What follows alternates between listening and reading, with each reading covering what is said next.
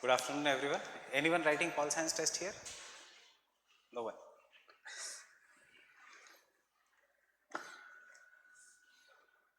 So, am I clearly audible? Yeah, there is echo in the voice.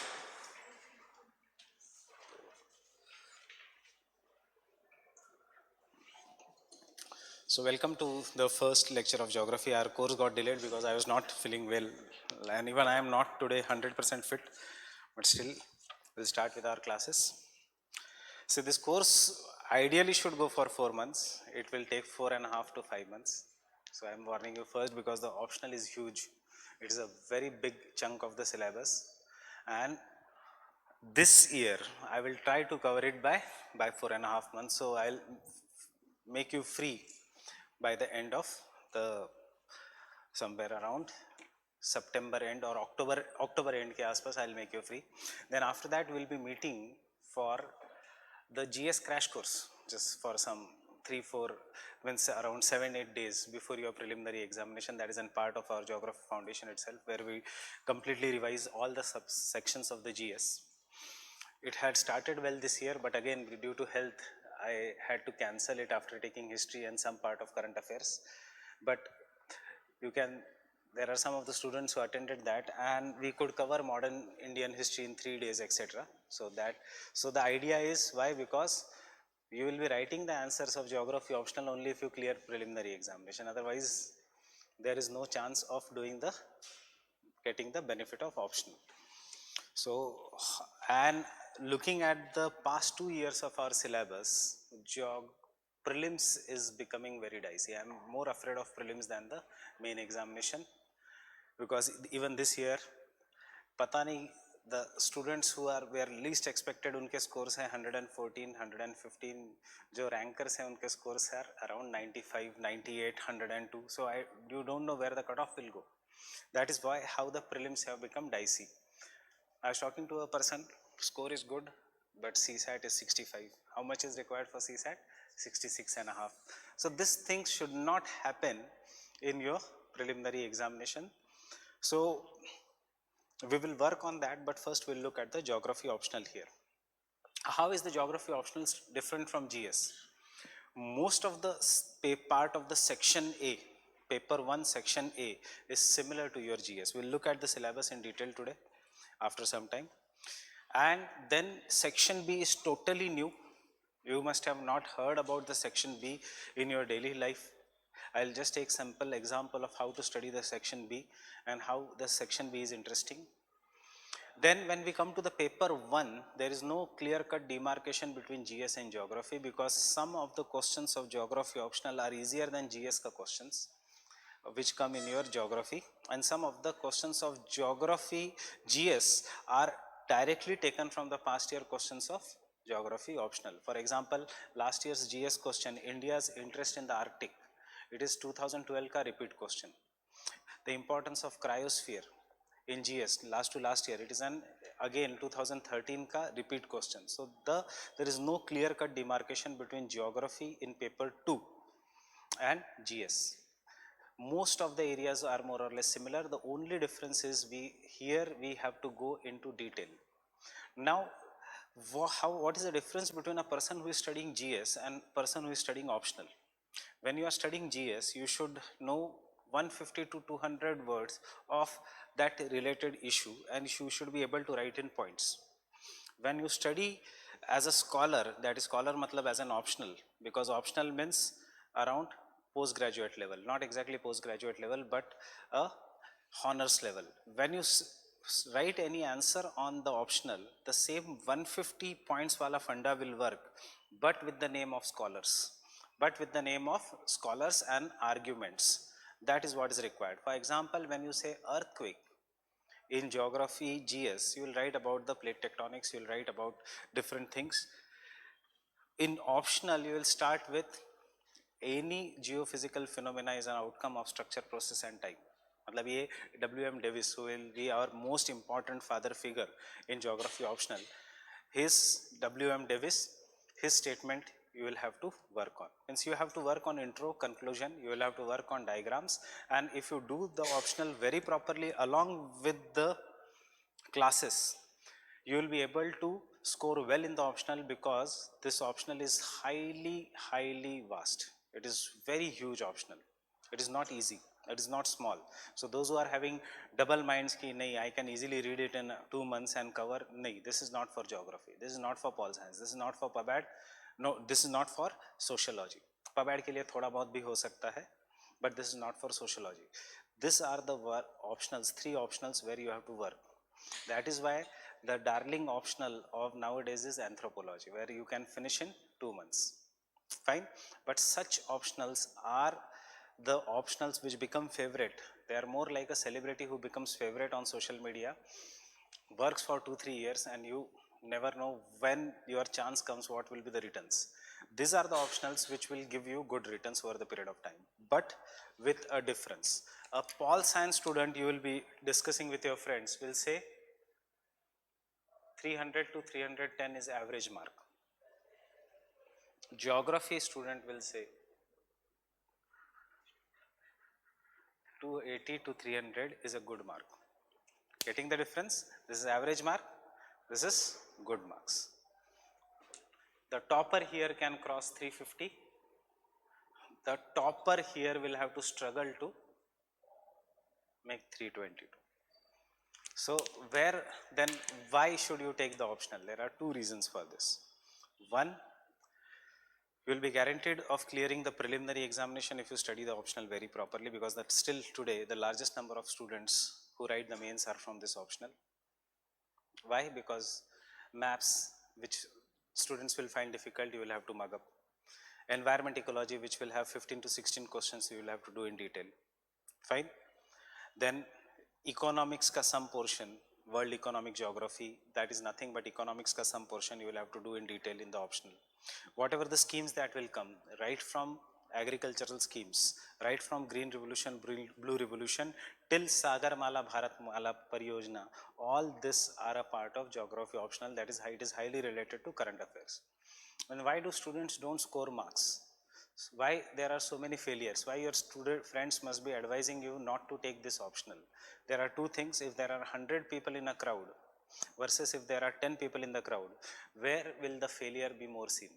In the 100 people. So you see more failures here.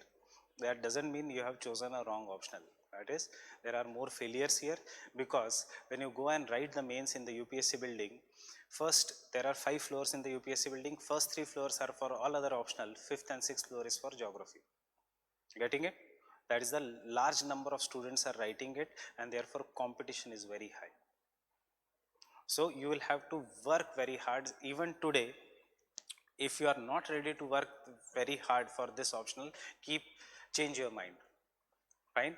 But if you are not ready to work very hard, it is more like a lottery. This entire UPSC is more like a lottery. Take public administration, you don't understand a philosophical statement of an thinker and you write an answer, you know you will get 0 marks. The only difference is, in geography, if you don't cover these 3 books, this thick books, you will get 0 marks. If you don't understand even after studying, you will get 0 marks. That is the basic difference between these 2. It is highly static, paper 1. It is highly interesting, paper 1 and section B especially. The way I will teach you geographical thoughts, it is highly interesting. And section B, which is paper 2, Indian geography, is going to be factual. So how to write good marks, how to do section B? Our 4.5 months may, around 3 months will be dedicated to paper 1. And 1.5 month will be dedicated to paper 2. This I am warning you, since I am telling you first, because later on you should not feel that we have not given enough time to paper 2. Paper 2 does not demand time. Paper 1 demands time, and in any optional, paper 1 will demand time. Paper 2 demands regular answer writing practice. If you regularly write the answer, if you structure the answer, you will be able to get good marks. Paper 2 will ask you about the distribution of industries. Paper 1 will tell you about the theories of industrial distribution. So once you understand the theories of industrial distribution, you can apply it to the paper 2, that is the distribution of the industries. Getting it? Now what are the resources to study? How is the syllabus? Sabse pehle I will ask you, how do you study geography? I see a mountain here.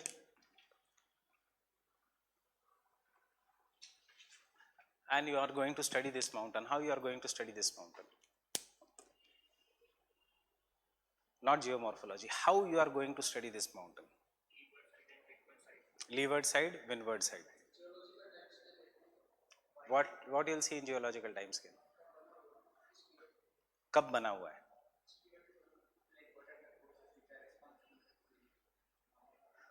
One is saying forces, one is saying leeward side, windward side, the other one is saying geological time scale. Any other idea? Why it is present here? Why it is not present somewhere? Right? So this is a mountain. I go there, I study the height of the mountain, the relief of the mountain, the steepness of the mountain. If the mountain is very, very steep, means there are two outcomes, there are two things, assumptions. One is either the mountain is very, very young, means it has been formed recently in the geological time scale, or the second thing is mountain may be old, but there are not enough forces that can destroy the mountain. Both the conclusions are true. Why the forces are not enough to destroy the mountain? Because this mountain may be made up of one of the toughest material present on the earth, one of the toughest rocks that is present on the earth, and weather jo hai of that region may not be that strong it can destroy. For example, if a mountain is made up of iron ore, will it be eroded very fast? If the mountain is made up of on other two things, one is iron ore, the other is limestone. Limestone means chuna, where the mountain can be eroded very fast on the limestone, depending on if the climate is hot and humid. So the thinkers of geographers went there, studied the mountain, and when they studied the mountain, they divided the mountain on the basis of age: young, old, and mature stage. Young stage, the mountains are of a great height. Mature stage, the mountains are of medium height. Old age, there are no longer mountains left. The mountains have become a flat plain with some convex hills, and we will call them as penny plain. This approach to study the mountains or to study any relief features on the surface of the earth was propounded by W.M. Davis when he said landform is an outcome of structure, process, and time. What is the structure in this? Structure in this is iron or limestone. What is the process in this? Whether plate tectonics, whether volcanic eruptions, or whether the denudation, means erosion. Time, young or old. Now, can I say human body is an outcome of youth, mature, and old age? This is what we will call as evolution. So W.M. Davis, is he talking about evolution of the landforms? Is he talking about the evolution of the landforms? How the landforms have evolved over the period of time? Just be blank today, don't get confused. All this will come over the period of time. Is he talking about the evolution of the landforms? Ki landforms pass through youth, mature, and old age, just like evolution of life? So who gave the theory of evolution? Darwin. And W.M. Davis then was influenced by whom? By Darwin. So Darwinian school, when it comes to geography, it is the school of geomorphic processes, landscapes. Now suppose if this is an flat area, there are two plates. Plates means huge forces are operating. One force is my hand, the other force is my another hand. Both these forces are coming together. What is happening? The land is getting folded. Does it become a mountain? Yes. Now if the river is running through it, will it cut the mountain? It will become very flat. Again, after some millions of years, again if the two forces come together, will the mountain be formed? So any landform which is present in an area may not go through one cycle of erosion. It may go through numerous cycles of erosion. The older the landform, there are more than one cycle of erosion on the landforms. Getting it?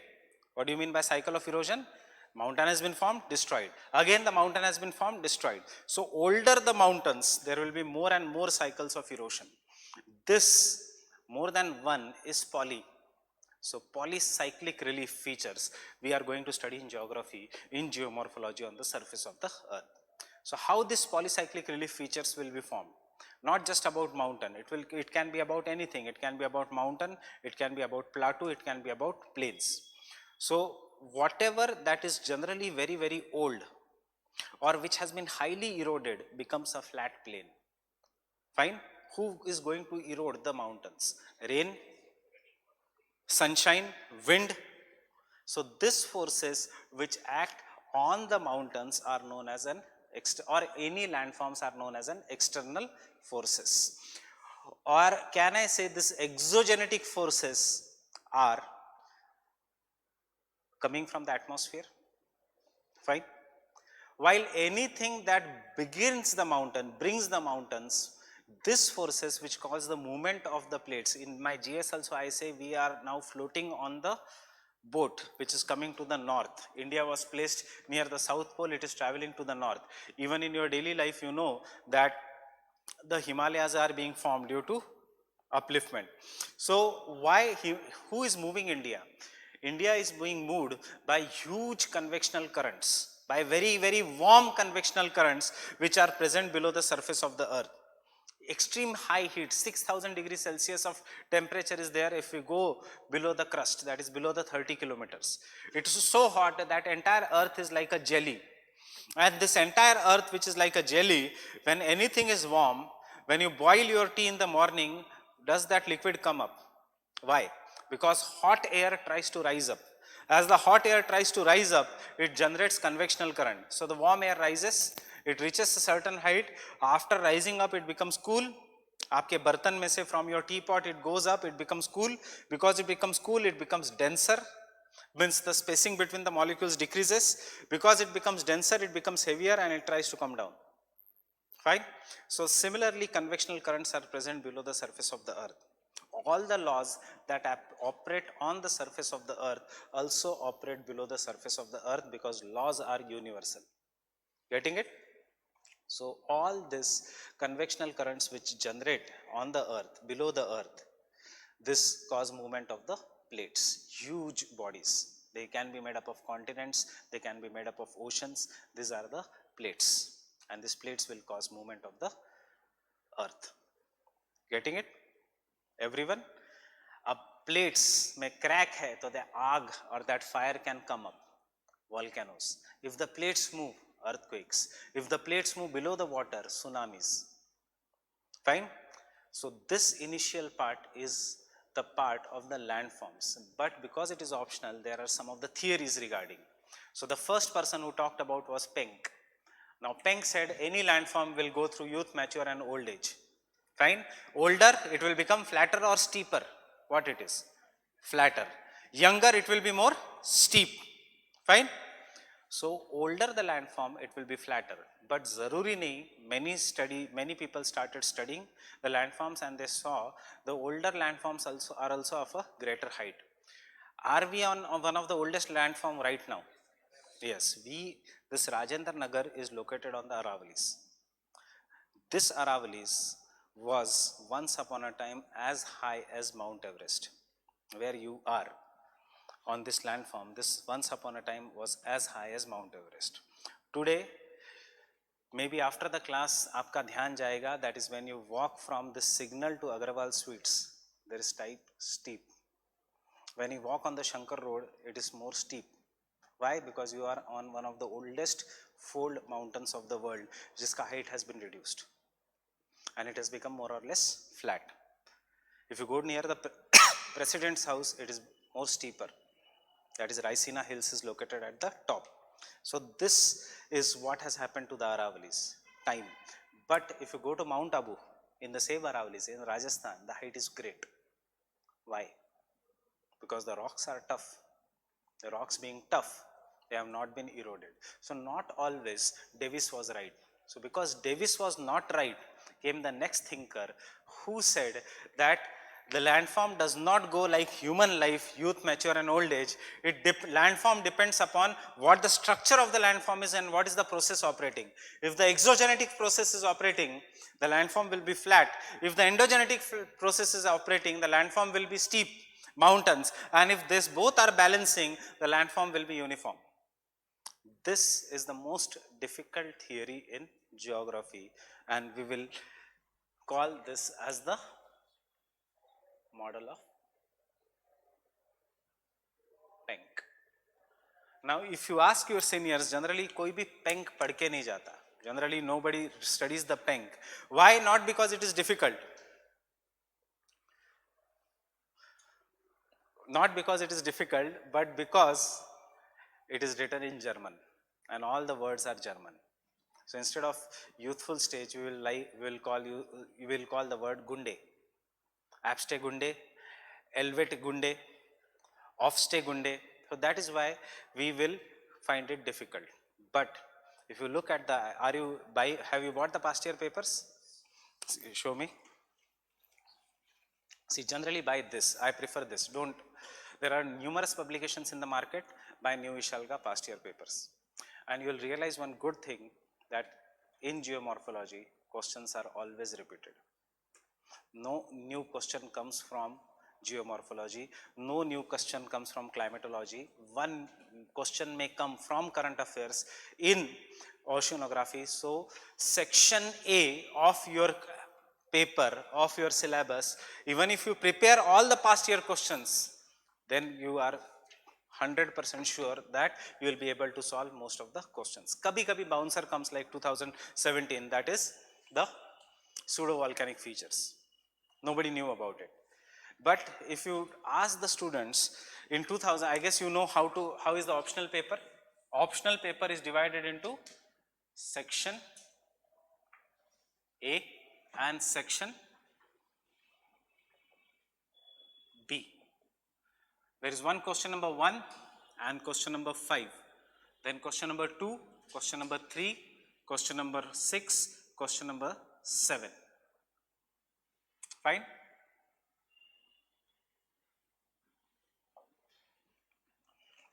Question number 1 and 5 is always short note of 10 marks each.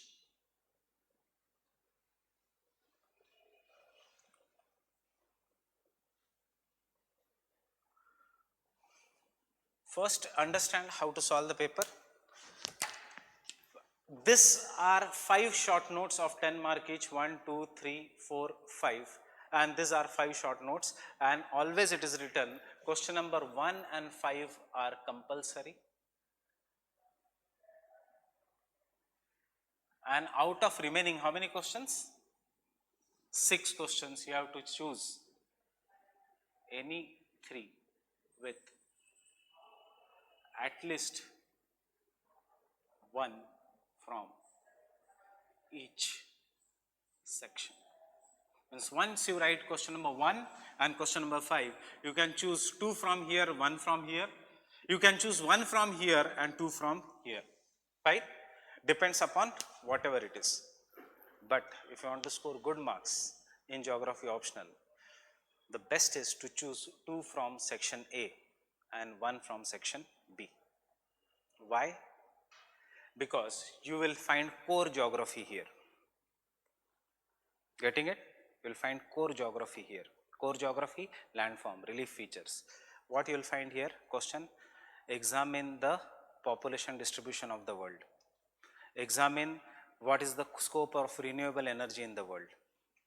Examine the trade patterns of the world. In this you will find many questions. When you see the question paper for the first time as a new student without seeing the optional, you look at the section B and decide, Arey wah, what an easy paper this is. What is the hunger and malnutrition problem in the world? This will be the question. Examine the role of poverty or poverty in the world. What is social capital? Social capital, which came in this year's prelims. The same thing, it is given in your syllabus. What do you mean by social capital? So all this looks very easy. But when you write, you will realize one thing: you cannot distinguish between optional cancer and GS cancer. Food malnourishment problems of the world, what you will write in optional differently than GS. How will you tell the examiner that you have a good knowledge of geography? By taking 2 questions from here and 1 questions from here. Second, what is the mistake students make while studying geography? The mistake students make while studying geography, and I did the same mistake last year while taking my batch, is focusing too much on geomorphology. Fine. 1.5 month we studied geomorphology so that each and every questions can be answered from that topic. Then 2 month, 1.5 month you will study climatology. Then 1 month you will study oceanography. Kitne ho gaye? 4 month while doing self preparation. And what you don't study? You don't study section B, that is the geographical thought. And therefore students score less marks. But if you do balanced preparation, climatology, geomorphology from here, little bit of oceanography, baki ka skip it. No need of even doing that. Don't need to even study that chapter, except for some soil ka problem for 10 marker, and 2-3 chapters from here you will score very good marks in the geography. Fine. And section B is an application. You see the past year toppers ka answers, they score less marks in paper 1 and they score very high marks in paper 2. Paper 2, how much marks ka paper is there? 300 or 150? 250. 250. Paper 2, 150 marks in paper 2 is average score. On other hand, 70 to 100 marks in paper 1 is average score. Then who becomes topper? One who gets around 120, 130 in paper 1 and 160, 170 in paper 2 can easily crack the examination. Once you study paper 1 and paper 2 of this level, I guarantee you don't have to study paper 3 of GS. Paper 3 of GS is economics. Look in the syllabus on the Indian geography part.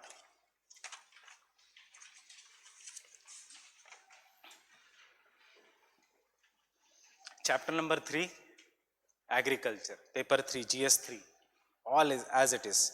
Chapter number 4, industries, GS 3. Chapter number 5, transport, communication and trade, GS 3. Chapter number 9,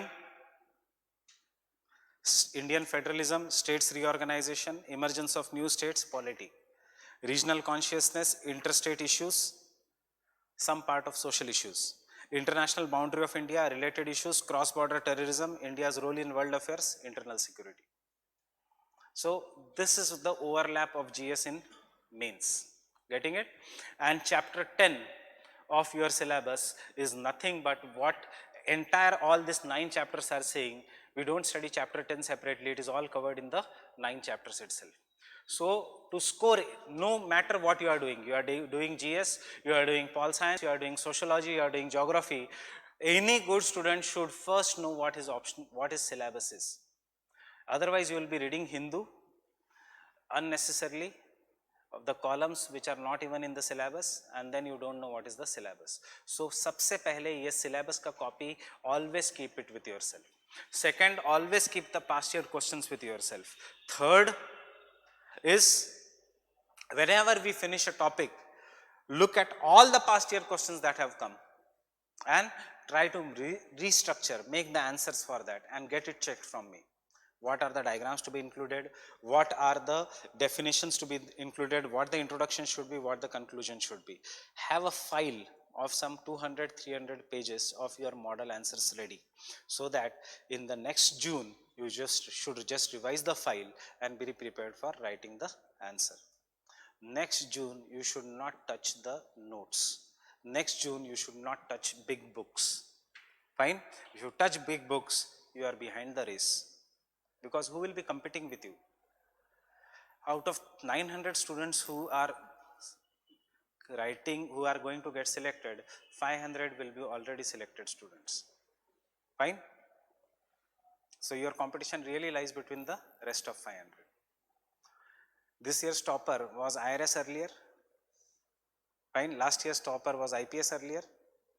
So this is how the, you can say, the competition is. So when you have taken this examination as a career, I say one sentence in Hindi. I don't know how many of you can understand Hindi very properly, but there is no English translation for this quote. The quote is, दम optional में नहीं होता, दम बंदे में होता है. Getting it? Understanding this? No? Someone from Hindi will have to tell him. Means they are saying, there are something, what is good optional, what is bad optional? There is nothing such as good optional and bad optional. There is only one thing, that is good candidate. People will mathematics score 400, people will mathematics will end up in 100 also. Fine. So there is nothing such as good and bad candidate, or sorry, optional. There is always depends upon the candidate. Now with this background, first I will explain you what are the basics of the syllabus, and we'll start with the first chapter here.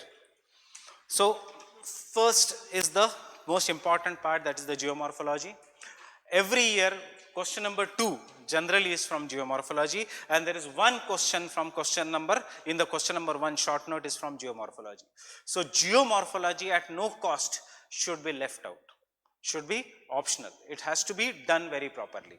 So first, factors controlling the landform development. This is what I have discussed, endogenetic and exogenetic. Origin and evolution of the earth's crust, how the earth's crust has evolved over the period of time, that is what he said, geological time scale. Fine. Then fundamentals of geomagnetism. Now this is a bit difficult topic. You must have read the current affairs ka portion, that the earth's magnetic field is shifting. So why the earth has magnetic field? You will understand this in the fundamentals of geomagnetism, how the earth behaves like a magnet. Fine. Physical conditions of the earth's interior, nothing but your GS. So whatever I am saying GS, underline that so that you don't waste much time in studying that topics again and again in GS. Physical conditions of the earth's interior is what is Sial and Sima, what is the crust, mantle and core. It is nothing but as it is your general studies.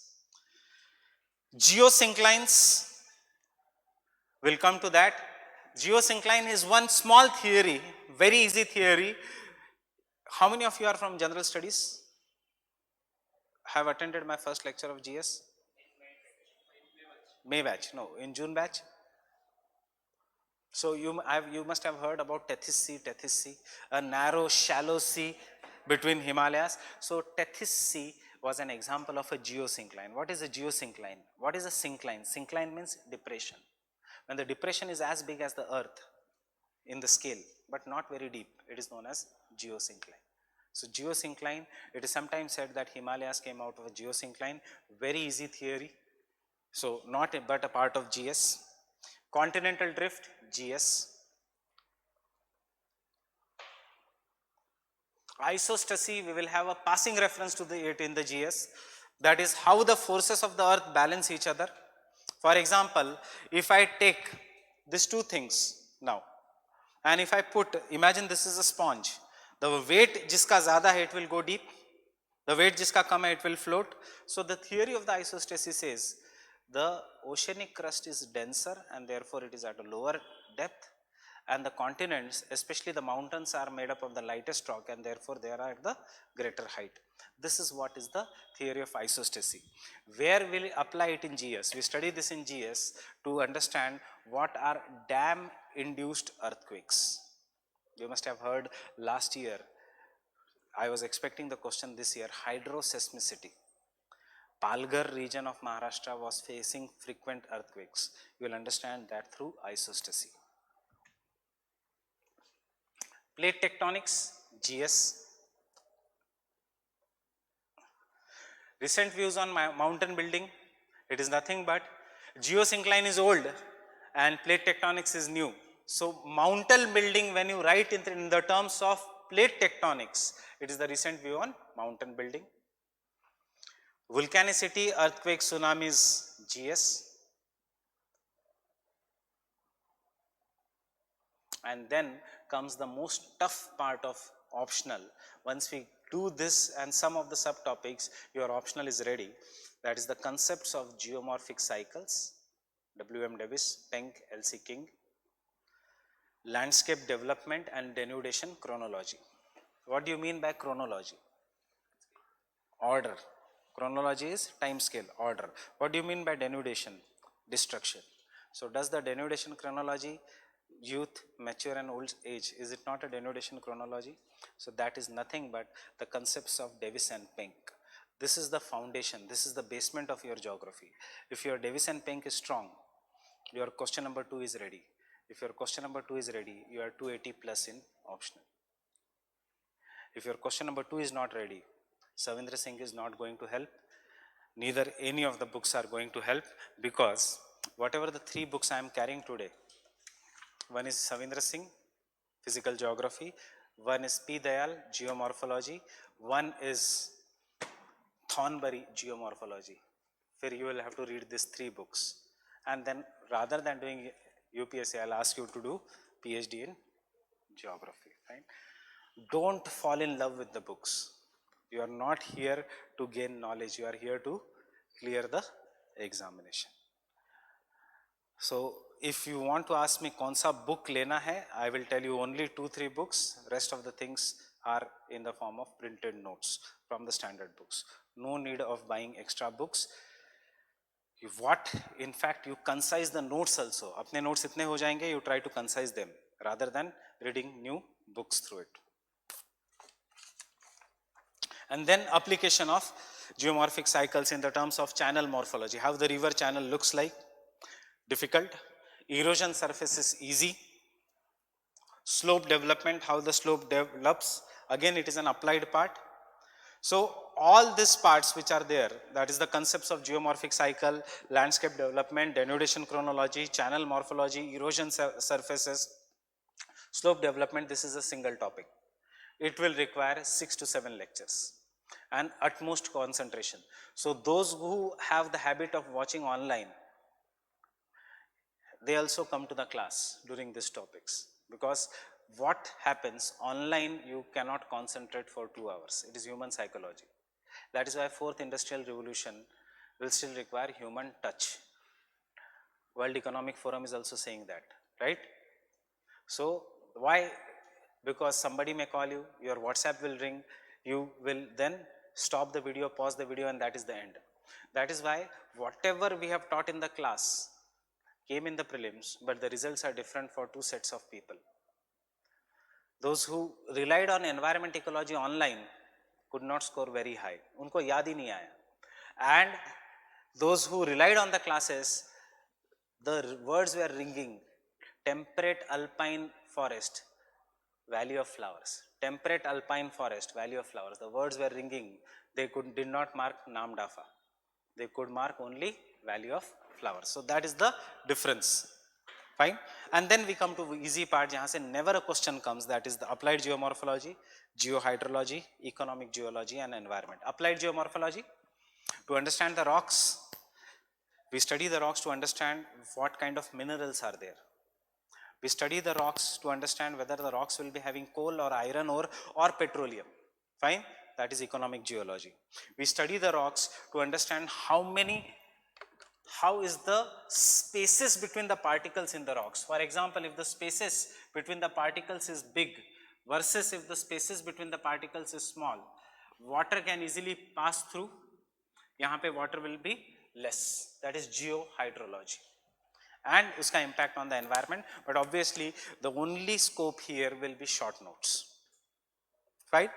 We then come to easiest portion, where I generally, from this year I have started my GS batch with climatology, because the same thing used to happen in GS. Geomorphology is so interesting, but it is so vast that I used to take around 20 lectures to finish geomorphology in GS also. So we have first started with climatology, which is more relevant from the exam point of view, the climate. When you study climate, atmosphere, structure of the atmosphere, what are the layers of the atmosphere, what are winds, what are clouds, what is stability, what is instability. You have to, I will give you an example, very simple example, what do you mean by stability or instability. Those who don't have studied GS also, do you know a simple fact that when the air goes up, temperature decreases at the rate of 6.5 degrees Celsius for every kilometer. Air cools. Because air cools, I am not telling you the technical fact now. When anything cools, does it contract? Fine.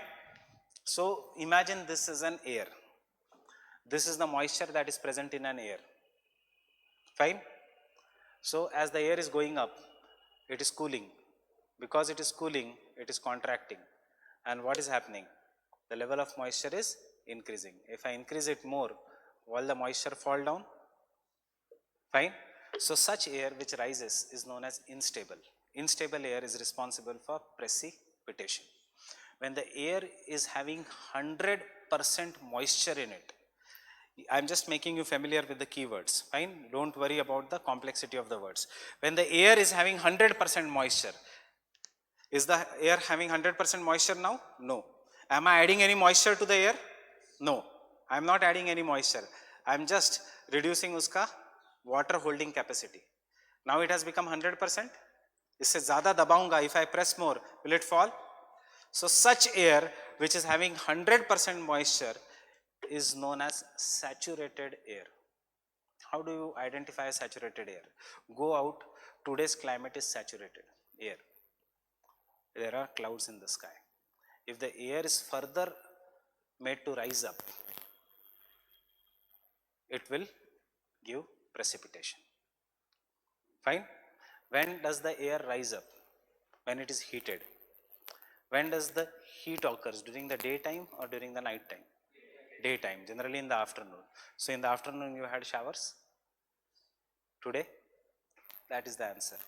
That is the beauty of climatology. You will understand it with your everyday examples.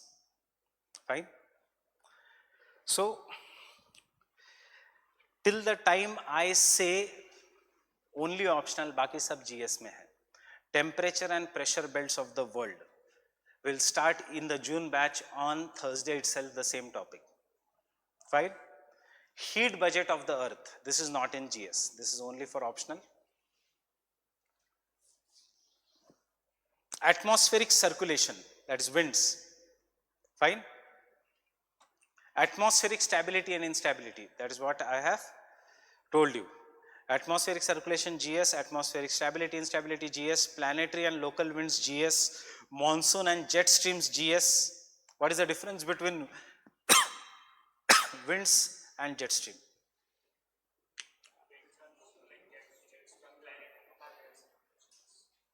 What is a wind? What do you call it something as a wind? When air moves horizontally or when the air moves vertically? When the air moves horizontally, it is a wind. So wind is on the surface or some 8 kilometers, 9 kilometers on the top of that, on the surface. So when something moves horizontally on the surface, it is wind. If the air moves vertically at the height of 8 to 10 kilometers, it is known as jet streams. Why the word jet stream? Because they were discovered by jets. Because they were discovered by jets. It is very simple. During the World War II, Japan, USA, planes were going to bomb Japan, and while going to bomb Japan, they found that unka speed reduced. And while coming after bombing from Japan, they found that unka speed increased. And they discovered that there is a strong wind which is 8 to 10 kilometers above the surface of the earth. And this is what is known as a jet stream. Jet stream plays an important role in the monsoon.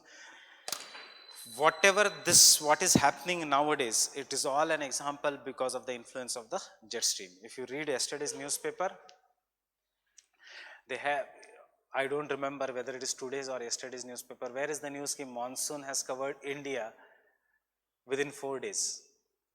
Today's newspaper, क्योंकि मुझे 12 बजे के बाद पढ़ने की आदत है, so I don't remember the newspaper. So monsoon has come till Varanasi.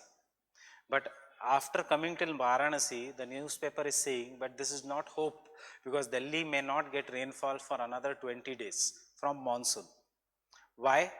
Because if you read that news article, it is saying that low pressure system in the Bay of Bengal has weakened, and this low pressure system is nothing but jet stream. You getting it? So this topic, monsoon and jet streams, every year you will find one question from monsoon and jet stream. And can you realize monsoon and jet stream is related to the climate of India? Generally, every optional, paper 1 is world and paper 2 is India, but monsoon is given in paper 1. Fine. Then air masses and frontogenesis. We'll understand it again over the period of time. Huge body of air is known as an air mass, and fronts are when two different air masses will collide. Over the period of time, you will understand this. Temperate and tropical cyclones, weather and climate. यहाँ पे it is everything is common with GS. Fine. So UPSC is giving you very easy topics, and then comes Davis and Peng ke bhi father in the terms of complexity, where you will realize this is the first time you think कि क्यों मैंने geography optional लिया. You may not have that in Davis and Peng, but once you study Köppen, Thornwright and Trevartha, you will realize कि geography optional क्यों लिया. And that is the only top time you will realize, because it is not geography. You will have to sit with calculators. Actually, examination we don't sit with calculators, but you will see so much complex things are there here.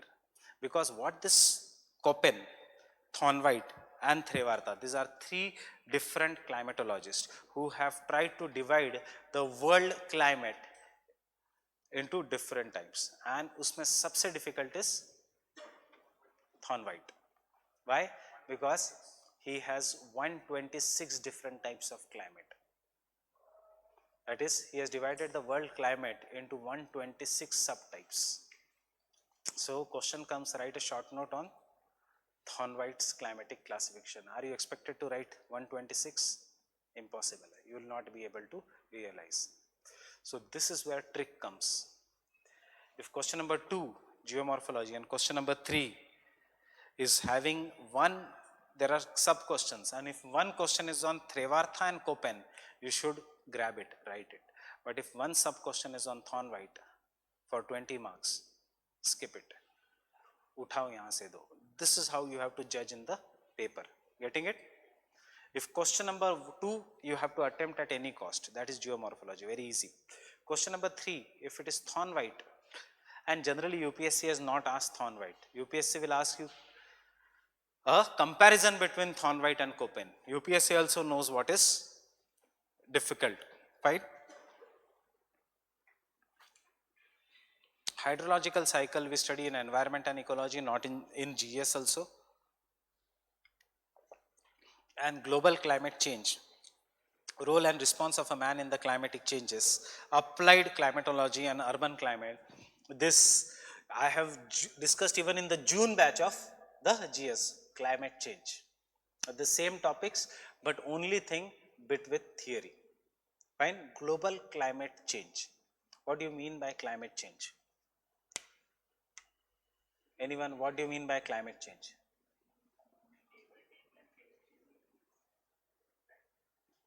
Temperature increases because of global warming, anthropogenic activities. Next question is climate change natural? Yeah, only man-made? Both.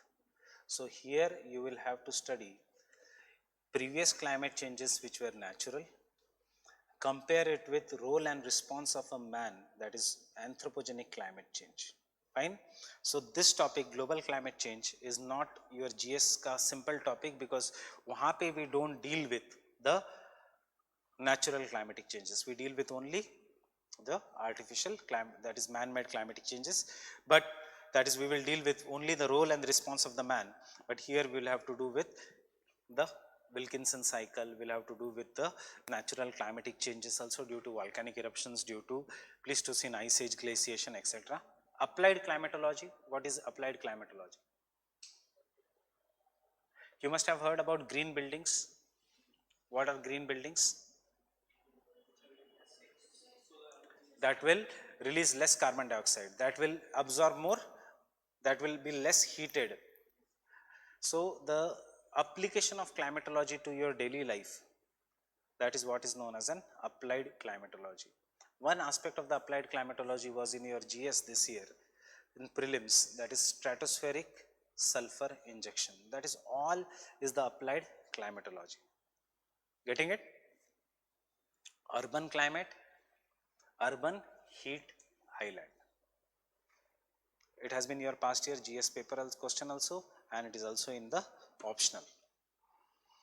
Then we come to the easiest portion of geography, entire paper. Why easiest? Because bottom topography of Atlantic, Indian and Pacific Ocean we have already covered, we would have already covered that in geomorphology. Then temperature and salinity of the oceans, heat and salt budget, ocean deposits, waves, currents, tides, marine resources. What are the kind of marine resources? Food resources from the fishes, biotic resources. Fine. So that is what marine resources are of three types: life, biotic; minerals, mineral resources; energy, petroleum; gas hydrates, that is tidal energy, wave energy. So all these topics are very, very easy. You will feel as if we are repeating our general studies ka lectures in this topic of oceanography. Nothing new to study here.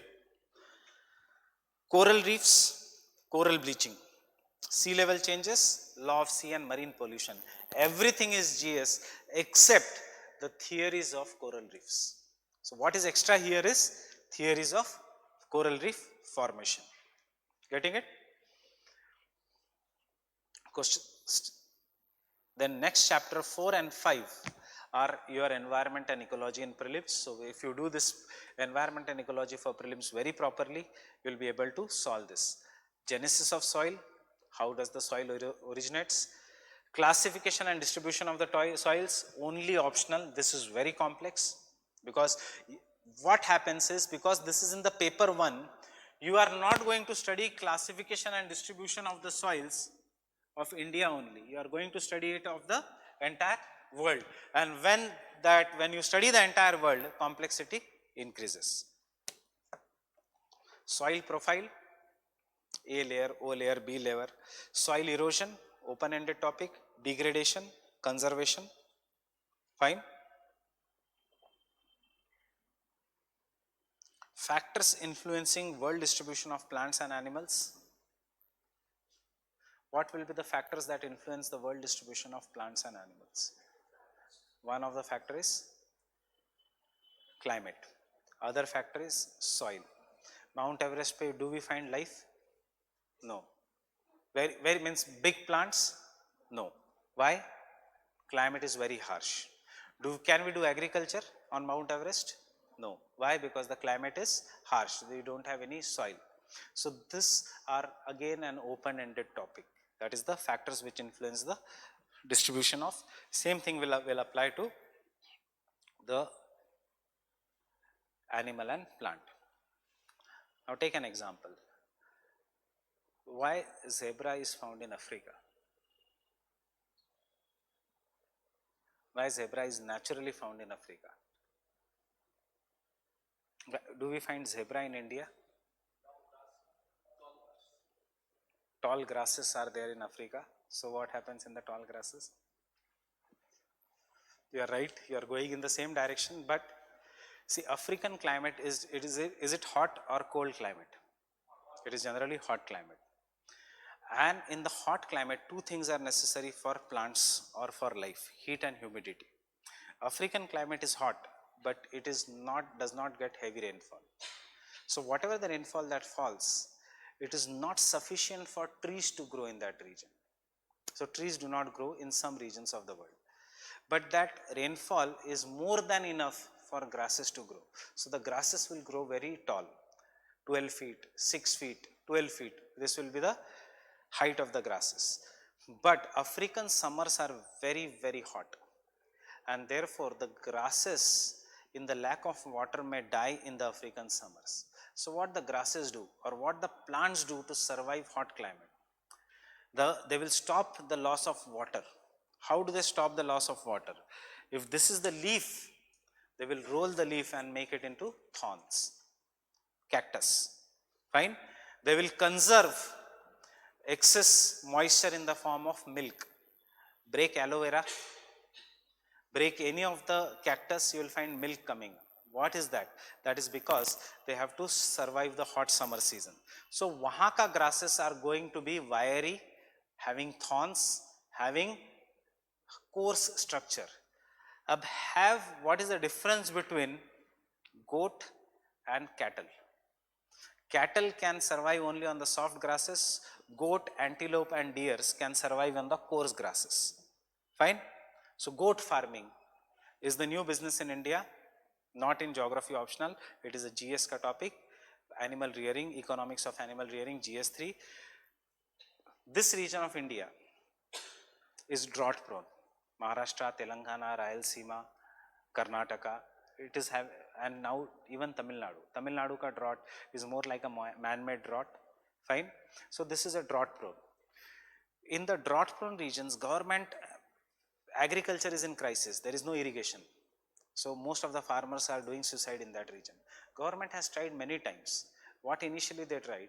Initially they took all the buffaloes from Haryana, the best quality buffaloes are in Haryana, in the northwestern part of the country, and exported them there so that farmers can sell the milk and get extra income. So they are not just dependent upon the climate. But buffaloes died. Why? Grasses are not there. There are thorns. The climate is very hot. So this strategy failed. Somehow Amul or white revolution was successful in some parts of the country, but it was not successful in the other parts of the country. Now you cannot ask the farmers ki no, don't stop to doing farming, because no industry is going to go there. Pani nahi hai, to what they will do for the industries? You should know what is happening now in Tamil Nadu. IT companies are asking people to work from home because there is no water in the buildings. It is facing one of the worst droughts. So what is the best income source? The best income source of this people today is animal that can survive even on thorns, and that is the goat. So India goat farming has increased. A problem is happening. Economics says goat farming, promote it. Religion says don't eat mutton. So the problem is happening there. But farmers are taking up large scale goat farming practices because goat requires less amount of water. Why? Goat farming is successful here because the best market, Hyderabad, is nearby. Fine, for kebabs and all these things. Getting it? So you have to use these daily life examples from the current affairs even in your answers. Getting it? So same, I'm coming to Africa. So Africa there will be more dominance of the animals which are deer and antelopes. Because there is more dominance of the animals which can eat thorns, variety come hai. Numbers are greater, variety is less. So the variety of which animals is more there, the variety of the animals which are known as carnivorous is more in that region. Fine? In the Africa, carnivorous animals will dominate. And what are these carnivorous animals? Right from lion to wolf, cheetah, all are these carnivorous animals which will be eating the herbivorous. So why they are concentrated? Now if you want to survive in the Africa, you should know to fight or to run or to hide. So deer, antelope know how to run. Elephant, one-horned rhino, two-horned rhinos know how to fight. Zebra know how to hide.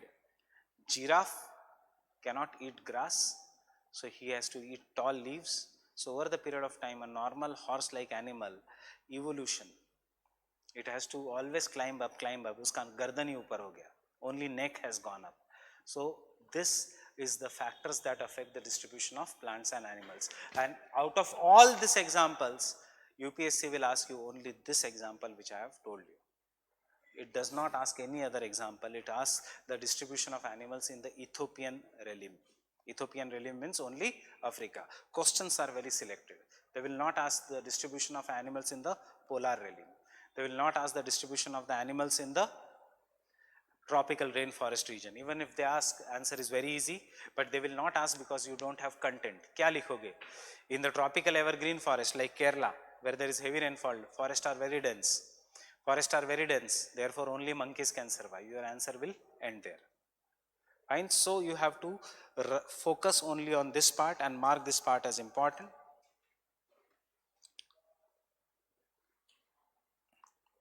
Ecosystem and their management conservation, environmental degradation, management and conservation, biodiversity, sustainable development, environmental policies, environmental hazards, environmental education, etc. Topics look very open-ended. Environmental impact assessment, sustainable development, but the questions which come, they are very, very tough. Getting it? 2013 का question है, 2017 का one question is, forget 13, 2017 का one question is pave theory of environmental management. Now search on the internet, Google on the internet, you will not find any such theory. What did they ask you? They asked you, for environmental management, how will you challenge the perception of the individual? How will you change the attitude of the individual? How will you challenge his value system? And how will you challenge his emotions? So this is the theory of psychology. Change the perception that trees are good. Then change the attitude. What is the attitude? Plant more trees. Change the value system. Make person believe in the religion. So that religion says that trees should be conserved. And then positive emotions will come. Fine? Paper was very difficult for the person who left geomorphology because he had no choice but to answer question number 4. And paper was very easy for the person who have done this thing. So that is why again I am stressing, what should be your target?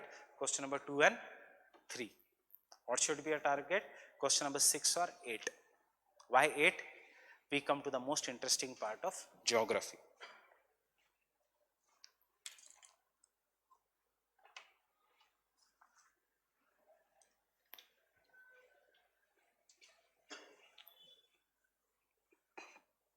Now the question why I am discussing the syllabus, because right from the first chapter we'll write the concepts of the 5th chapter, though we'll study the 5th chapter later on. But till the time your notes don't have the concepts of the 5th chapter, you are not going to score marks. Fine?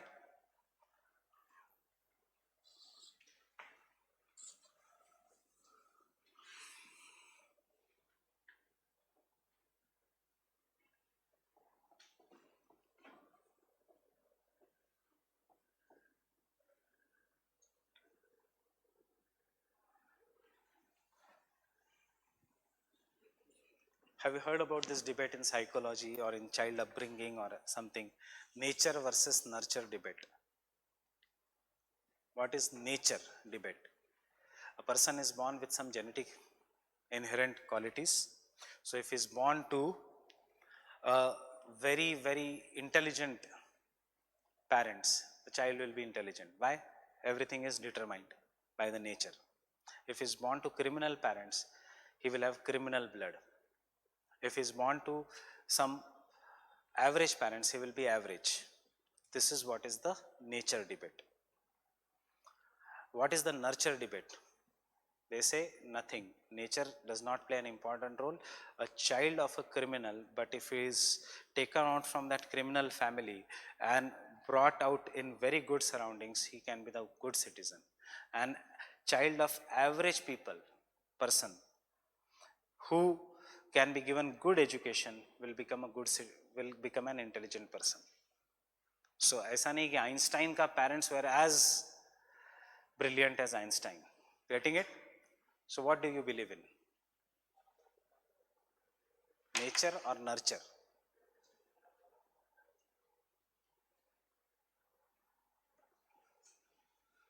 What do you believe in?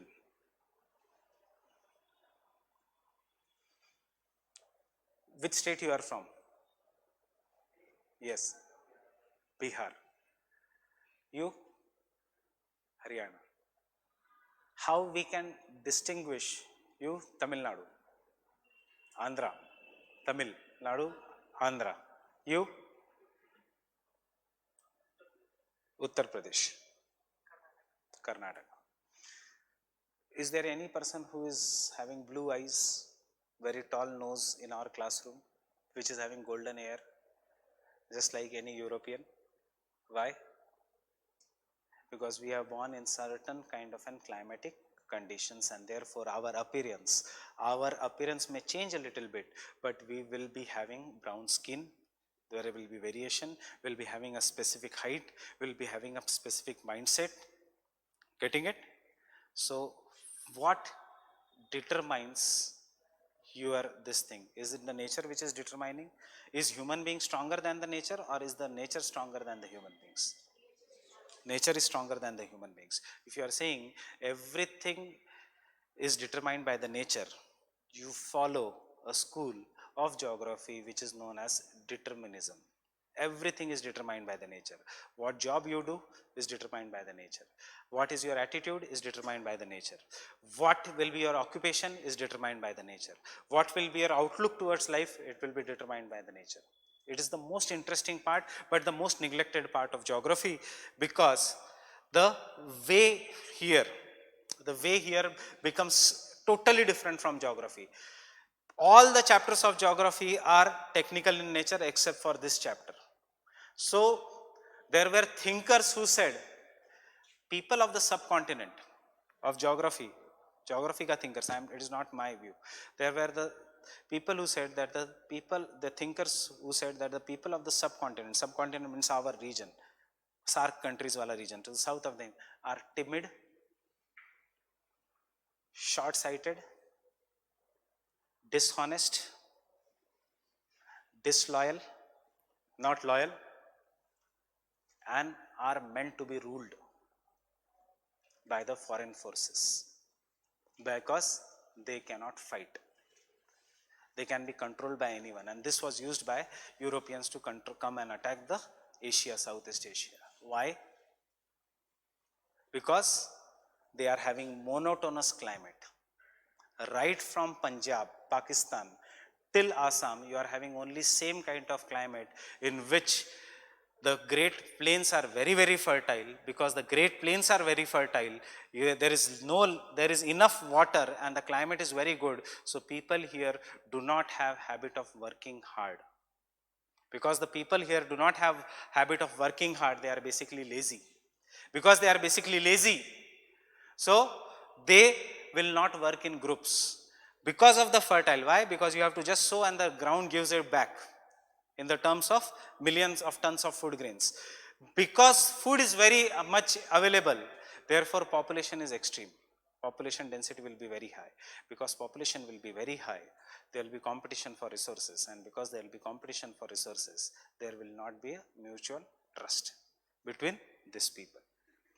Getting it? This school of geography is what is known as determinism.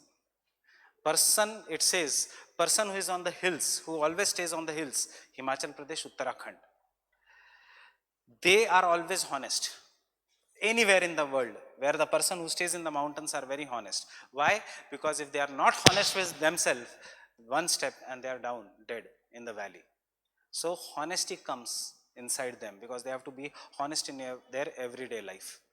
And this everyday life, honesty comes in their character, and then it comes in the over the period of time.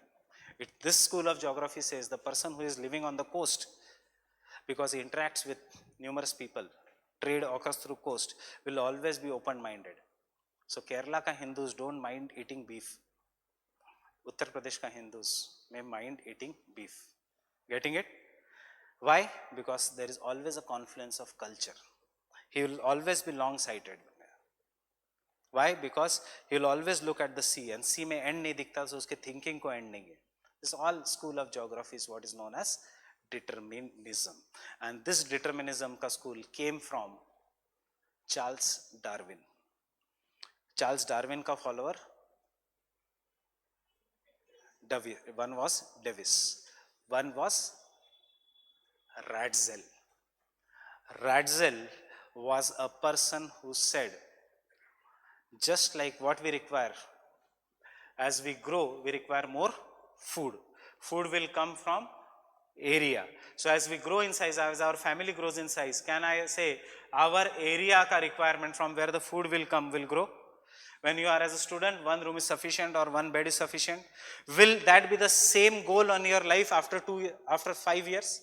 Will you be able to survive on the sharing basis with your wife, on children? No.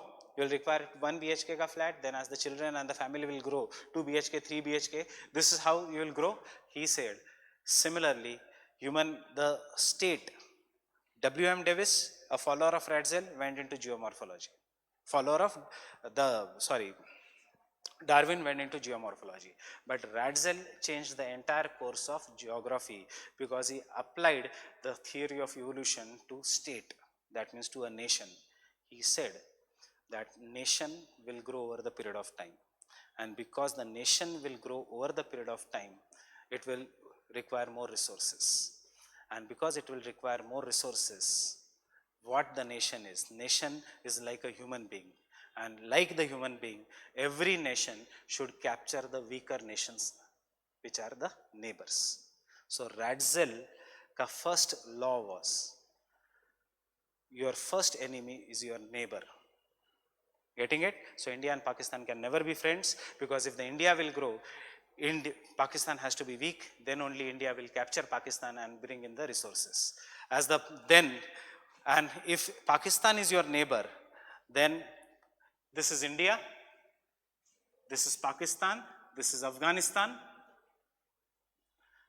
Pakistan is the neighbor of Afghanistan. Pakistan is the neighbor of India. Therefore, obviously, India and Afghanistan are best friends.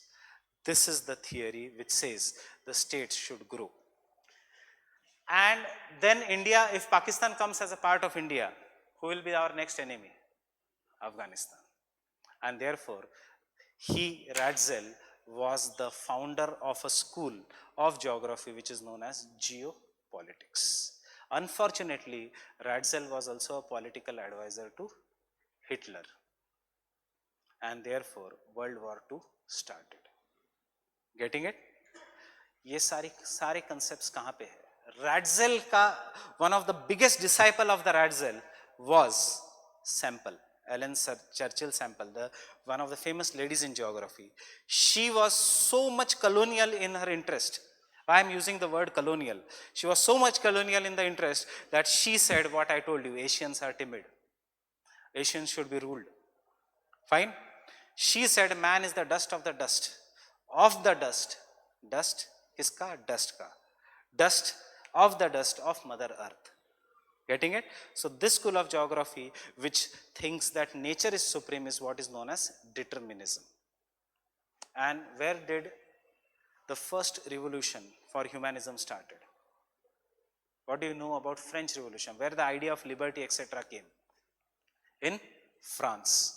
From the French Revolution came the idea of liberty, came the idea of human being supreme, and therefore the French geographers rejected the school of determinism and they said that not necessarily. Rajasthan ke Ganganagar district mein we can grow sugarcane. Dubai can be made one of the biggest cities in the world. You human beings can go and settle in Antarctica. Future mein human beings can go and settle in the Mars. What school is this? This is possibilism. That is, human being is supreme. Now you tell me, whom do you agree?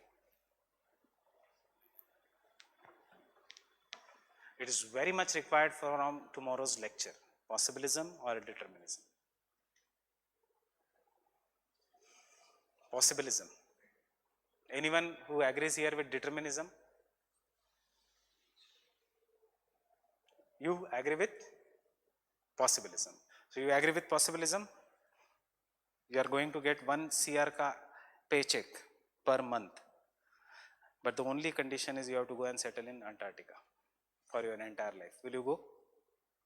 Why?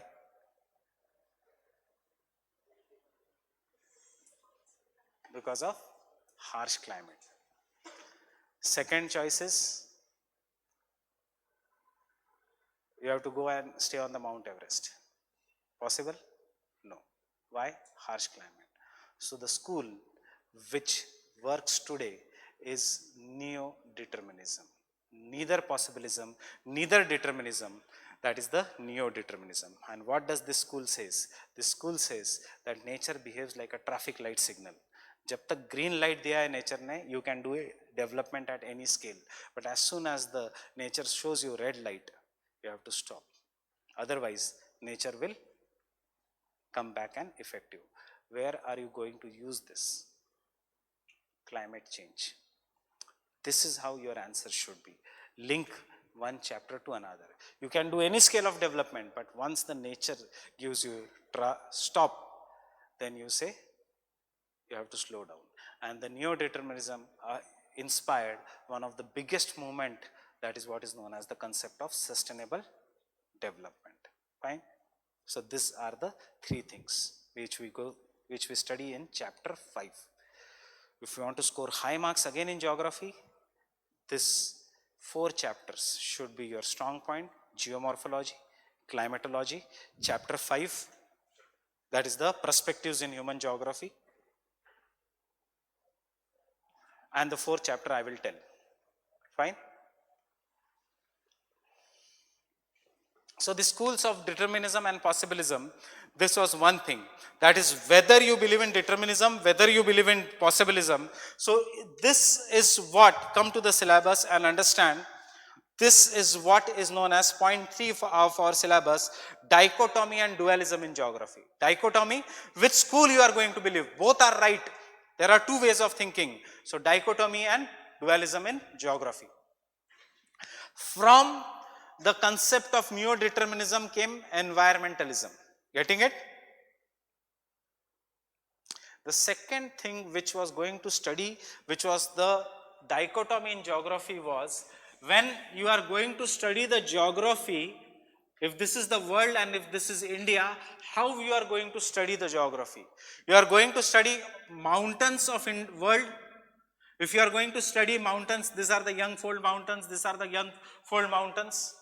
Then you study climates of the world, then you study the economic geography of the world, or you take India. And when you take India, you study everything about India: mountains, economic geography, climate. And then when you study India and you find it has a type of climate, find which of the other places in the world has a type of climate, and then you try to complete. So that is the first point of our syllabus, that is the areal differentiation. Differentiate between the areas. Fine. Now, if you are going to study the climate of India, if you are going to study the climate of the world, monsoon ek factor. What are the factors that determine the monsoon? I'll quickly tell you. The latitude and locational extent of India, whether the India is surrounded by the sea, Himalayas, role of Himalayas, the moisture in India, El Nino, La Nina, numerous such phenomena, heating and cooling of the Pacific Ocean, heating and cooling of the Indian Ocean on daily basis. So all these parameters, does it, when you study geography on such a large scale, that is, ये अगर समझ में आ गया तो नीचे के chapter सिर्फ एक, they are just an example of an, you can say they are just a formality. You don't, never the questions come from these chapters. It is the perspectives in human geography and the 4th chapter, models and theories in the human geography, which are more important.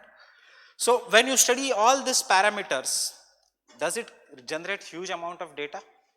When it generates huge amount of data, how to use that data? For that, do you require computers?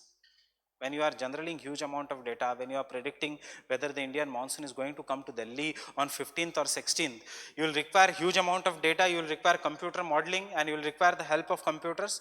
So dichotomy and dualism in geography suddenly shifted when the school of area differentiation and with the coming up of computers. With the coming up of computers, there was large scale data, and this chapter is common in all syllabus. Whether you do public administration, ये है, सिर्फ chapter का नाम अलग है. Whether you do psychology, this chapter is there. Whether you do sociology, this chapter is there. Getting it? So have a very fundamental understanding. One way, determinism or possibilism. The other way, forget about determinism and possibilism. Study the, this is what, when you study the world, this is what is the systematic geography. When you study only a certain place, this is what is the regional geography. Whether you study regional geography, whether you study systematic geography, what you try to do, you try to generalize the data. And when you try to generalize the data, you feed in the computers, and when you feed in the computers, you can predict the outcome. It may be right, it may not be right. Example, you will predict the, you will take the data of entire people who come out of the election booth, feed it in the computers, and come with the, which poll? Exit poll. All this was possible whether in geography, whether in economics, with the coming up of the computers, and this is what is known in social sciences as quantitative revolution. Fine? So quantitative revolution is our next topic. What is quantitative revolution? Quantitative revolution is models and theory building in geography. That is, if this many people have behaved in certain pattern, then this is the outcome. If this many people have behaved in certain pattern, then XYZ is the outcome. means quantitative revolution. For example, if I say, if you all become robots and if I feed all the books in you and tell you with the help of software ki this is how the introduction should be, this is how the conclusion should be, this is how the placement of the diagram should be, you all will become toppers, right? So quantitative revolution comes from the philosophy of positivism in geography, and positivism says no to romanticism. What is romanticism? Thinking, analyzing, ऐसे होना चाहिए था, वैसे होना चाहिए था, ऐसे करना चाहिए था. It says नहीं, जो दिखता है that is the reality. जो नहीं, what you cannot measure, quantify, that is not the reality. Fine. So this is what is. So ये, where is the quantitative revolution in geography? Tell me daily life examples. Why blue line runs only from this? Why didn't government of India take blue line metro from Hanuman Ji ka mandir to the Mandir Marg, and then ऐसे घूम के ऐसे, why it chose only a certain places? Footfall. Had they taken any other route of metro, that metro would not have been profitable. That is the quantitative revolution in urban planning. Exit poll is an example of quantitative revolution in political geography. Getting it? Rajendra Nagar, this should be the houses, this should be the garden area. After the surrounding the gardens, this should be there. That is the quantitative revolution in the economic town planning. So all what is happening is the region of quantitative revolution. One of the best example is New Delhi. Why I take the example of New Delhi? Because Bombay becomes a slightly older city, not the Delhi. This area is what is known as Connaught Place, jahan pe all the offices are located, where each and every people will be going in the morning for the office and coming back. So when they are going and coming back, roads should radiate in all the directions from the Connaught Place region. Why people do not stay in the Connaught Place? Because they cannot afford to live there. Fine? Roads should radiate in all the directions from the Connaught Place. This becomes the CBD of Delhi, Central Business District. What is the characteristics of Central Business District? Absence of residential. And surrounding the Central Business District, jahan pe all the economic activities take place, surrounding this will be, tell me, high class housing ya middle class housing ya lower middle class housing? Surrounding will be lower middle class housing. Why lower middle class? Because lower middle class people cannot afford to stay at A and travel this distance every day and spend on bus ticket or metro ticket. So because it is a lower middle class housing, this lower middle class housing will be always congested. In this lower middle class housing, there will be shops at the ground floor, and at the top there will be residential. You don't have to go. You have to go at your PGs and see what happens in this area. Highly congested. Now economics of this region has changed because of Vajiram. Fine. But initially what was this? This was the region which was very near to the metro station, railway station. Railway station is always surrounded by the shanties or slums, and then there we have the lower middle class housing, because they have to travel every day to the work and they cannot afford, and because this is a central business district, this will be obviously polluted, so they can have polluted air. Then once you come from Rajendra Nagar to somewhat, this is the middle class housing. And if you go to Gurgaon or farther away, then there is a higher class housing where you will have mostly farmhouses. All these have changed. But what remains true is this model of urban planning. Then the government over the period, because the population and the modes of transportation have changed, government has constructed this blue color road and called this as outer ring road and this as ring road and inner ring road. And so that you can, this is what is the chapter 5, that is the models and theories and models laws in the human geography. Systems analysis, because you behave like a computer, input agar ye hai, so this will be the output. This is what is the systems analysis and outcome of quantitative revolution. Population geographies in the terms of Malthusian, Marxism and demographic transition model. Then central place theories where you should set up a business. When government is planning any areas, Demarcating any areas, this is one district. See, all these things do not apply to India because India is a developing economy and all this is European geography. And this is another district.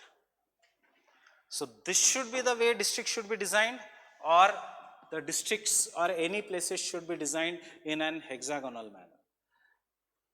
And यहाँ पे एक office होना चाहिए. If you design in this manner any business, any district, and if this is the central place, what happens? Person from this region will come here, person from this region will come here, person from this region will, means this can be mall, this can be collector office, this can be a court, anything it can be.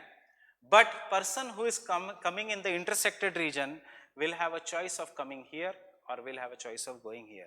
And if this is a business, you are in the loss because you are not taking the optimum population. So you'll always plan anything in an hexagonal manner. Getting it? So this are what is the central place theory of Christoller. Then we come to very interesting models, Perroux and Baudeville model.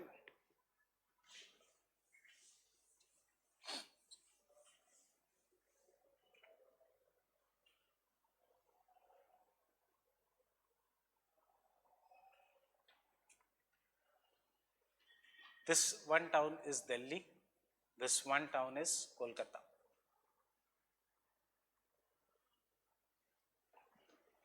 Can you tell me any other city which is competing Kolkata in this region? Any other city which is as big as Kolkata and is giving competition to Kolkata? Kolkata. A person from Bihar. Where are your Eastern Bihar, Western Bihar? Eastern Bihar. Which is your magnet city? Magnet city मतलब कहाँ पे most of the people will be looking for work? Major metro में. Forget Patna. Patna, is it big as big as Kolkata? No. So why Patna is not as big as Kolkata?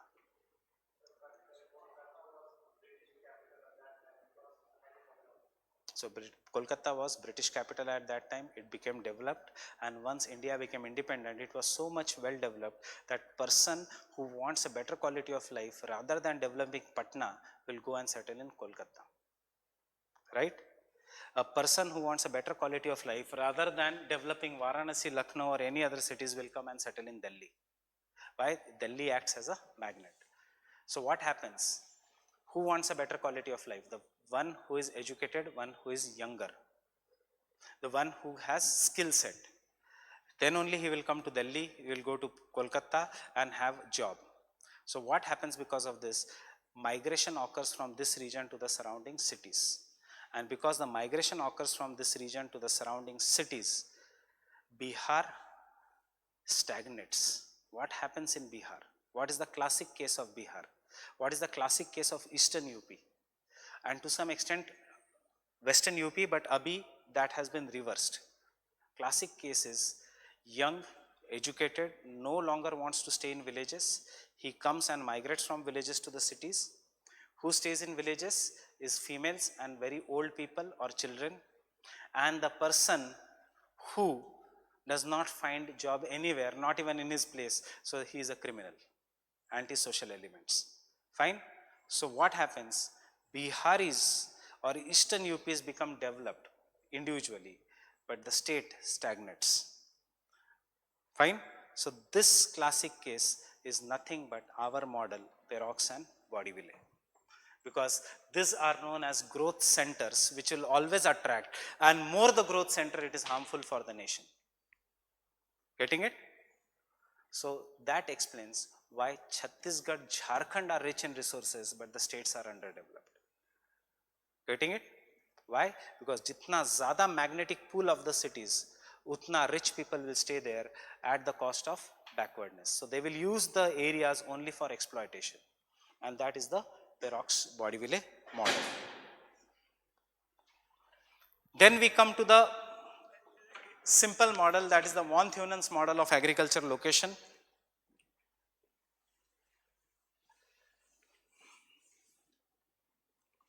This model of the agriculture location says if this is Delhi and if you are having a land surrounding Delhi in zone 1, if you are having a land surrounding Delhi in zone 2, if you are having a land surrounding Delhi, some of you in zone 3, and some of you are having a land surrounding Delhi in zone 4. For example, this first row people are having a land surrounding Delhi in zone 1. What should they do? They should do dairy farming, vegetable farming, or they should do wheat farming.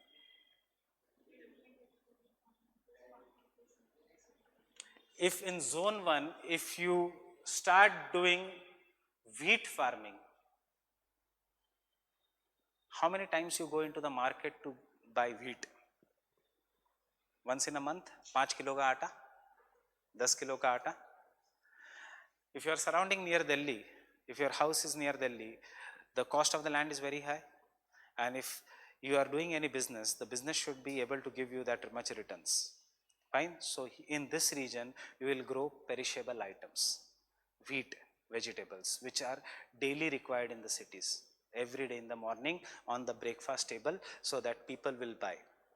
If the people buy in bulk, they will become perishable. Milk gets destroyed within 2 or 3 days. And this is why the zone 1 should be dedicated to certain kind of farming activities.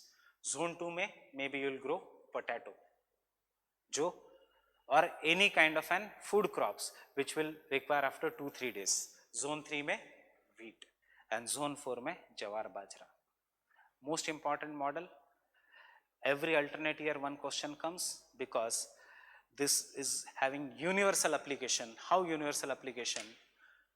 This is Delhi, this is Haryana, Western UP, some sections of the Western UP, then Central UP, Eastern UP, Rajasthan, Gujarat, Madhya Pradesh. Jitna dur, you cannot grow vegetables here, because if you grow vegetables, you will have to supply them to Delhi every day in the morning, and to supply them, you will have to hire a truck which is going to charge from you.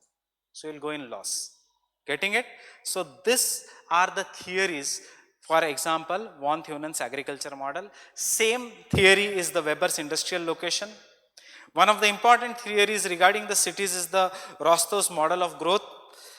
And then what I will again discuss again and again in GS also, what you will study even in the international relation is why India is becoming so important, because a person who rules Afghanistan has direct control over India. The person who has direct control over India has control over Indian Ocean, and person who has direct control over Indian Ocean has the control over the 80% of trade. And therefore, ये सब किसने कहा? ये कहा था Heartland and Rimland theory. Can you tell me anything in current affairs that is related to Heartland and Rimland theory, a policy of India? Start with S, came in editorial 3 days back. Sagar strategy of India, not Sagarmala. Or what is happening in the world? The world may, most of the things are for the control of the Central Asia. क्यों? क्योंकि Central Asia से control करके over India. So there are two forces, one is with USA, NATO, one is with Russia, SCO. India knows it is, India cannot survive with NATO, India cannot survive with SCO, though we have become a part now of SCO, but India focuses on non-aligned movement. This is all about the paper 1. Getting it? Overview of the paper 1. What are the books you should have? I will not tell you any books as of, except for one book. I will not ask you to buy Khullar.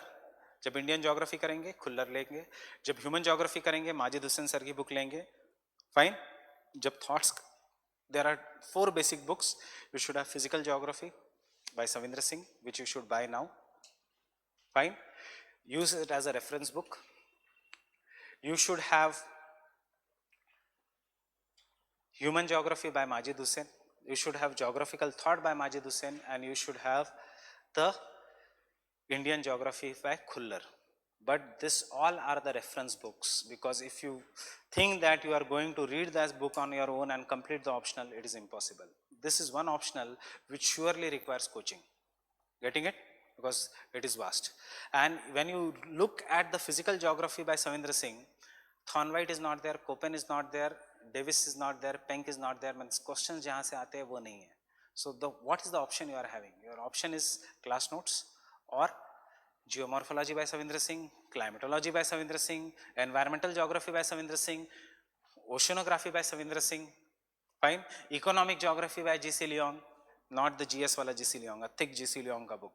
But again I am saying, don't do excessive reading. Once you do excessive reading, you will neglect other portions of the GS. I did the same thing.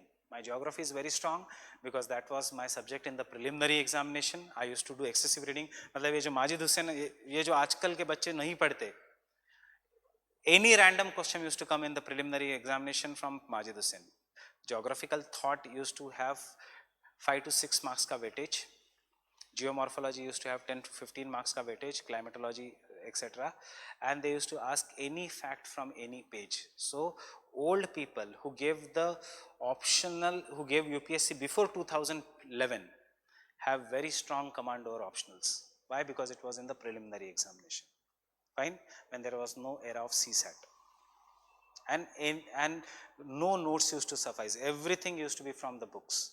Anything. Because we had 120 questions, and out of that 120 questions, after negative marking, if your score is not 92 in general category, you are out of the race. GS ka score matter hi nahi karta tha. GS used to have 150 questions in 2 hours, 1 mark each. This used to have 2 marks each. So and combined cutoff hota tha. So that was the era when you required books. Now you do not require books. What you require is answer writing from the class notes, except some pages.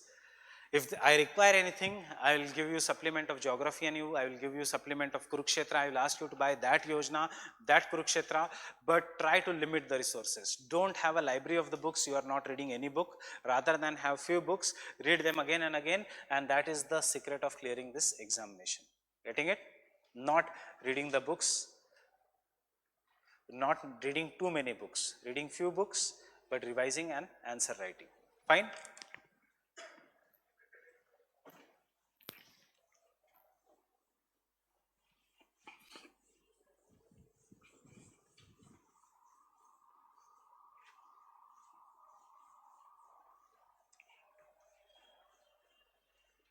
So we'll start with geomorphology part. GS में climate, optional में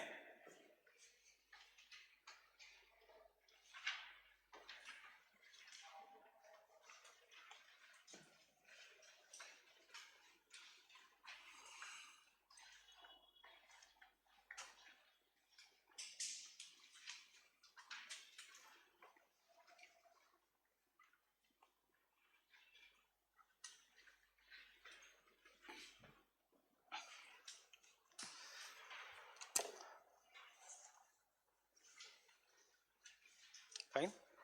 Keep the syllabus with you. Means your past year book also has a syllabus. There is no map based question in paper 1. Map is present only in the paper 2. I have not discussed with you paper 2. So when we say the forces or the movements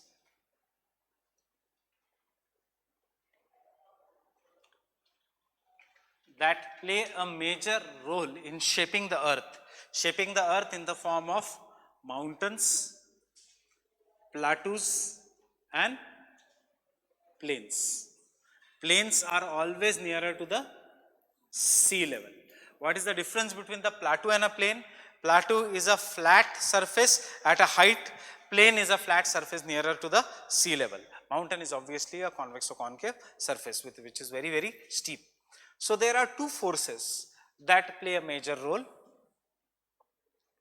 and one of this force is which originate below the earth, that is what is known as an endogenetic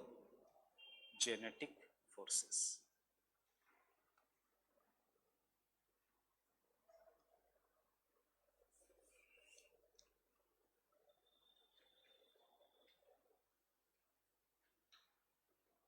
It originates within the earth. The other force is exogenetic. Genesis means origin. So where it is originating? Endo, inside. Where it is originating? Exo, outside. That is originates.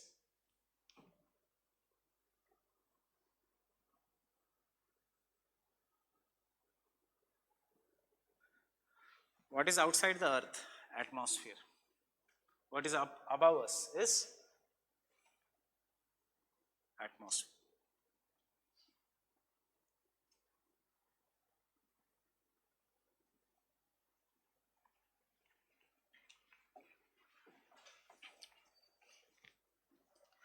Now, in geographical languages, endogenetic forces are known as constructive forces.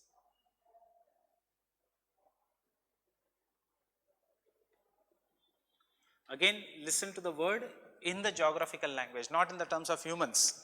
In the geographical language, they are known as constructive forces. Why? Because they create something on the surface of the earth. What they will create? They will create mountains, they will create valleys, they will create plateaus. Fine. And what do these exogenetic forces do? They will reduce the height of the mountains and make them plains. So we will call that reduces the height as destructive forces. How do they reduce the height? When Ganga comes with great speed, does it bring stones? The stones are broken from the Himalayas. The stones are brought and deposited in the plains. So plains become very flat. But what is being reduced in height is the Himalayas. Fine. So these are known as the destructive forces.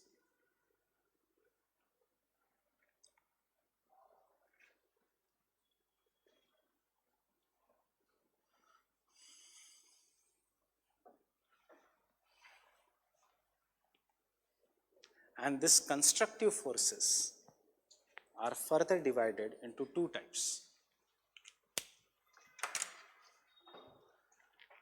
Some of the forces are so slow that human beings are never going to experience them in the lifetime.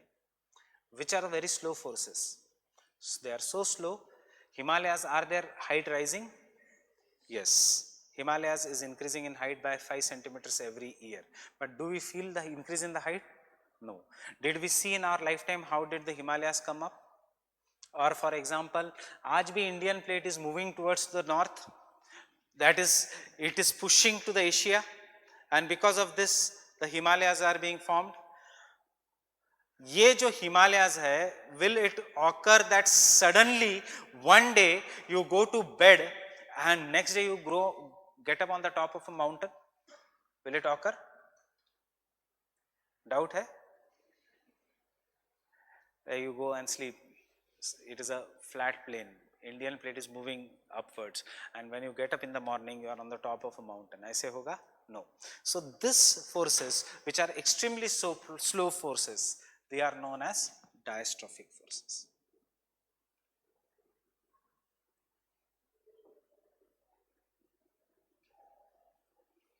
Diastrophism means very slow. And some of the forces which we experience in the lifetime are sudden, and we will call them as catastrophic forces.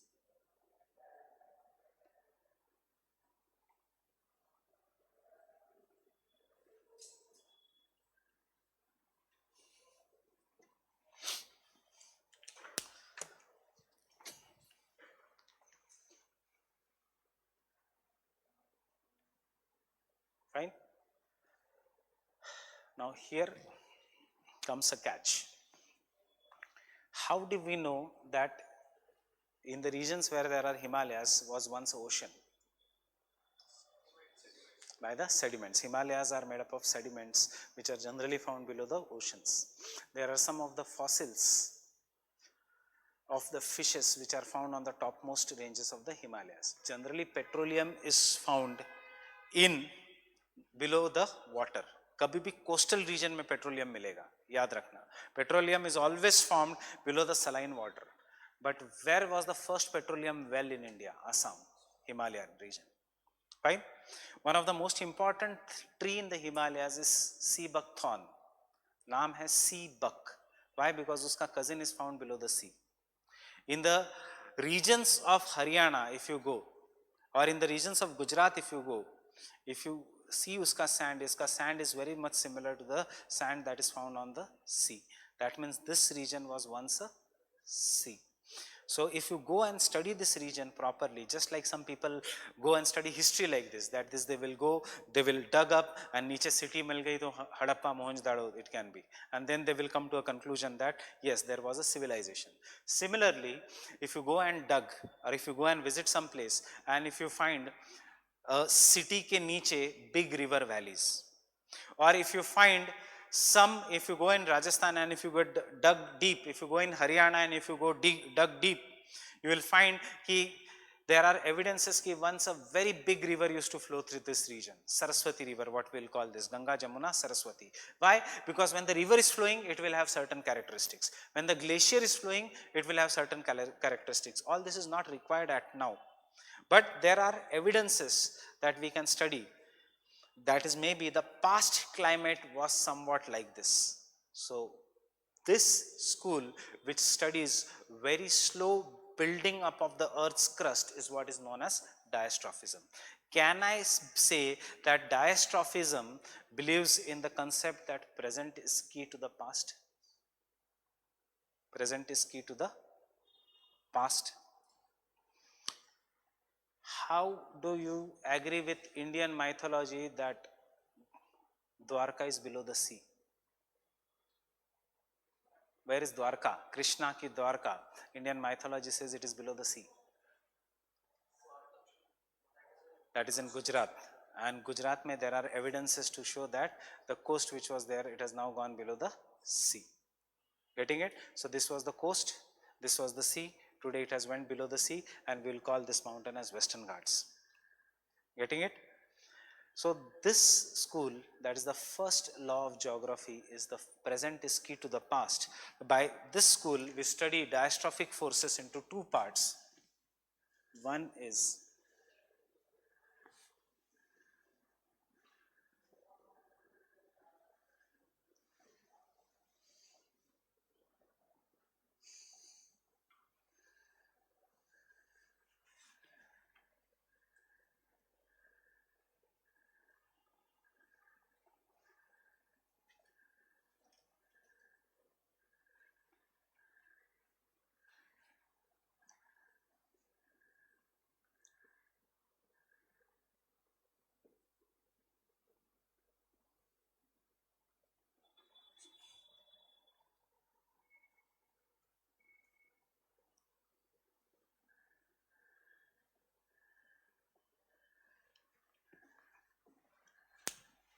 there are two forces.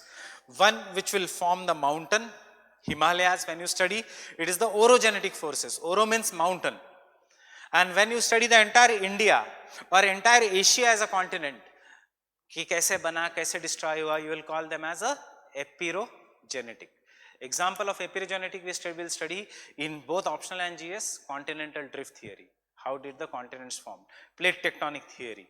This is when we studied it on the very, very large scale. Continent building forces and mountain building forces.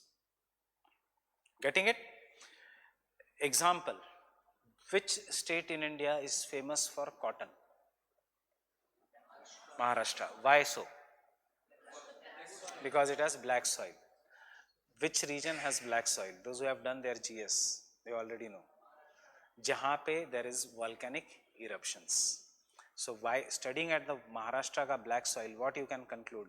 In the past there was volcanic eruptions. That is what is the present is key to the past.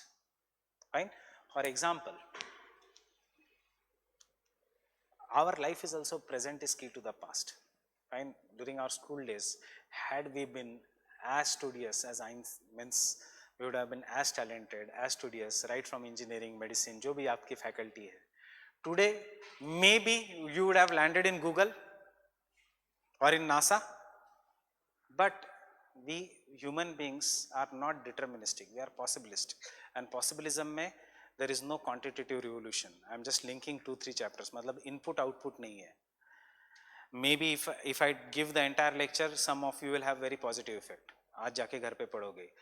कुछ कुछ ऐसे लोग होंगे कि अरे ये lecture मैंने 10 बार सुना है, उससे कोई फर्क नहीं पड़ेगा. Fine. So all this depends upon the individual, because success and failure ultimately depends upon the individual. Classes, coaching industry is just a guiding light. It is all you who are going to work hard. So all these things, when we go on studying, can I say our life is also an example of present is key to the past. If you become IAS, in your future will determine what you did here as a student life. Fine. So present is key to the past. That is one of the first fundamental rules of geomorphology. Don't write, we'll write all this, and these are your sure shot questions. But when we say continent building forces, as of now I am just introducing continents kaise banenge. Either the continent, either the land comes out from the sea, or either the land goes below the sea. So there are two continent building forces. One is submergence,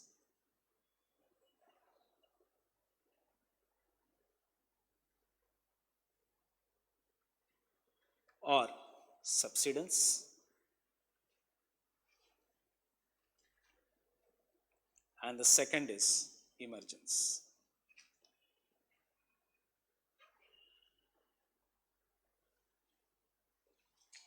And similarly, there are two mountain building forces. I can show you the example of only one. If I press this, compression, this is what is compressive force. If I pull this, tension. If I press this, the rock, if it is elastic, it will become a mountain, and we will call this as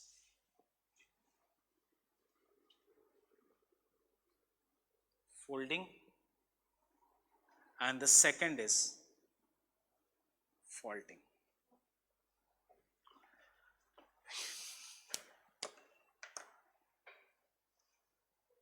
So folding, how the fold mountains are formed, how the fault mountains or the block mountains are formed. And catastrophic forces are the ones you experience in your lifetime, and they are of two types. One is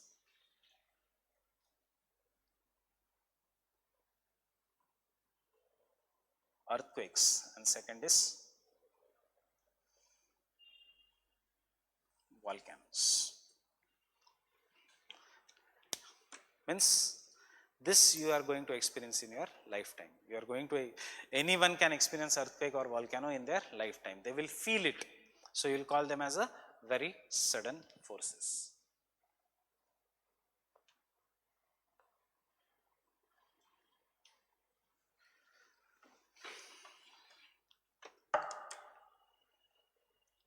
Any doubt till now? Getting it?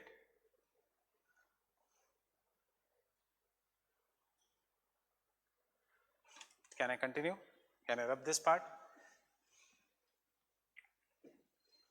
And similarly, we classify the exogenetic forces into two. Understand the meaning of the statements, because ये topic नहीं पढ़ना है हमें इसका applications पढ़ने हैं.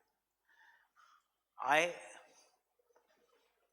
break this wall, what will happen? इसका particles will come out, and when इसका particles will come out, will they stay in the air or they will fall down? They will fall down. But if I break the floor, the particles, will they stay at the same place?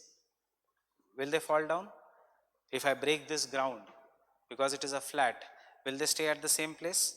So when the nature breaks anything, and if it stays at the same place, and if there is no movement except under gravity, why this is falling down? This is falling down because of gravity.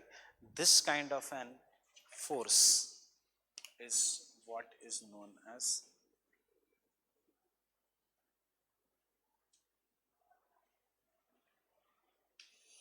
weathering. What is weathering?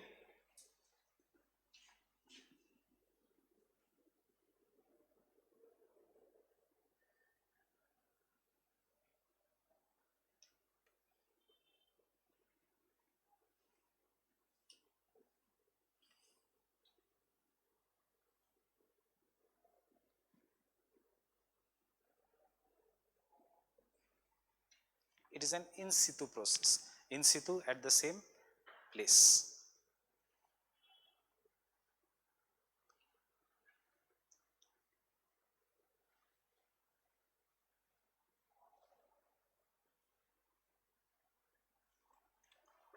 Example, I take a drilling machine, drill this, the soil will remain here. It will fall down under the gravity. When it falls down under the gravity, वो GS ये सब हम करते हैं, it is not required in optional. It is known as mass movement. An example of mass movement is landslide. Landslide involves no major transportation. It just involves falling down due to gravity, and therefore landslide occurs at certain places only. But on other hand, अगर मैंने झाड़ू लिया, if I take a broom, pick those and throw them in the dustbin, that involves transportation, and for transportation मुझे झाड़ू की ज़रूरत है. So similarly, nature को transportation के लिए agents की ज़रूरत है. It requires agents, and these agents are river, glaciers, winds, etc. This which involves movement is what is known as erosion.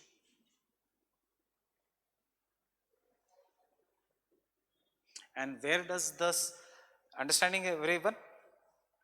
In the erosion there is transportation. Who does the transportation? Winds, rivers, glaciers. These are the agents of erosion. They will ultimately end their life in sea. Getting it? So erosion is there.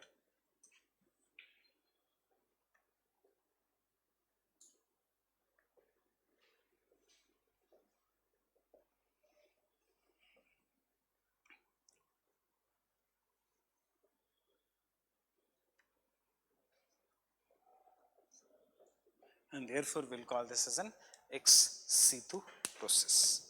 Getting it? And this forces, both weathering and erosion, in the next 3 to 4 lectures we are going to use a single word. That is the reason we have drawn this entire table, is that is the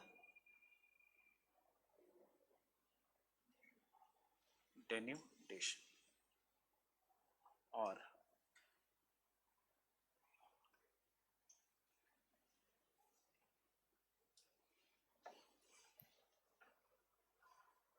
fine. I'll stop here today. Tomorrow we'll continue till 5 o'clock. So you don't have to, if you want to read anything before coming to for tomorrow's class, you can start reading the basic NCERTs. Best preferred NCERTs will be, if it is available in the market, is the old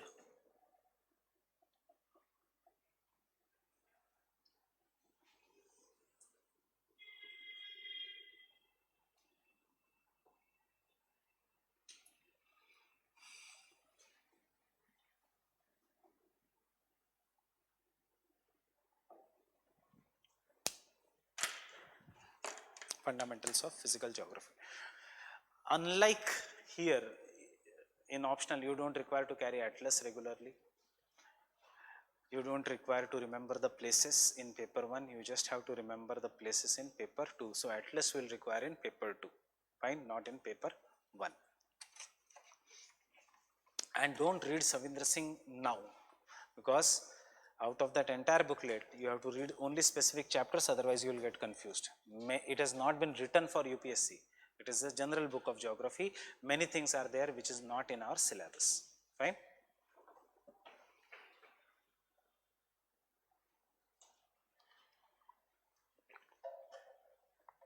But carry every day your past year paper booklet. Thank you.